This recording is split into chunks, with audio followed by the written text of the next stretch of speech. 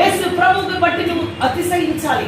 ఆయన నీ హృదయంలో ఉన్నాడా ఉండునట్లుగా నీ హృదయాన్ని శుద్ధి చేసుకుని ఉండాలి. చెత్త చెదారుని యేసు నామములో కడిగి వేయబడుగా, ప్రతి హృదయం కడిగి వేయబడుగా, ప్రతి హృదయంలో ఉన్న కలుషితం ఆయనకి ఇష్టం లేనిదంతా తీసివేయబడుగా, ఆయన స్థానము పవిత్రంగాను పరిశుద్ధంగాను ఒక అసూయ కానీ, ఒక ద్వేషం కానీ, ఒక కుట్ర కానీ ఏమి కానీ నీ హృదయంలో ఎలా ఉండాలి? పవిత్రంగా ఉండాలి, శుద్ధంగా ఉండాలి. అప్పుడు వస్తాను నీ హృదయంలోకి. అంటే వచ్చి ఉన్నాడు. ఎప్పుడైతే ఉన్నాడో you have to feel proud of him. ఆ ప్రౌడ్ కూడా బయట చూపి. ఎవరు ముందు చూపించాలా? నీలో నువ్వే అతిశయించాలి. ఆయన అతిశయాస్పదంగా ఉన్నాడు. నువ్వు ఇంత బాగుంటావు ఎందుకు సిస్టర్, ఎందుకు సిస్టర్ మీరు ఇంత అసలు ఇంత ప్రశాంతం ఎట్టుంటారని వీఆర్ ప్రౌడ్ ఆఫ్ జీసస్.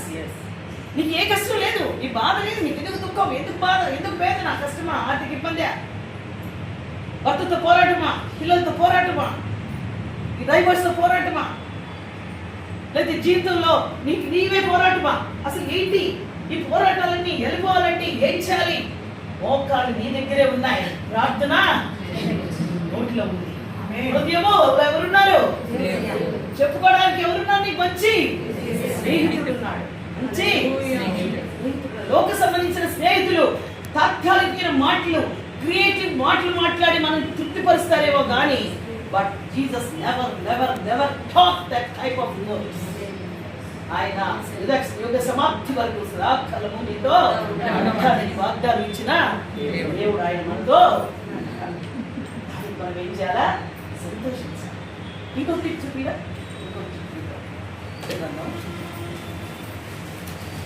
15-13 చదవండి.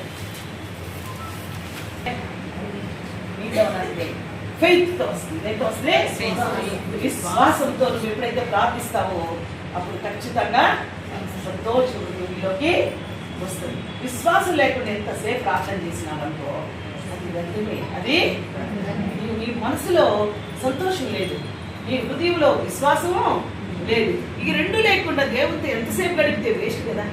కాబట్టి సంతోషంగా కావాలంటే విశ్వాసంతో మనం ప్రార్థన చేయాలి. ముఖమునికి ఏమిస్తుంది? తర్వాత మనోదుఃఖం వలన ఆత్మ నలిగిపోతుంది.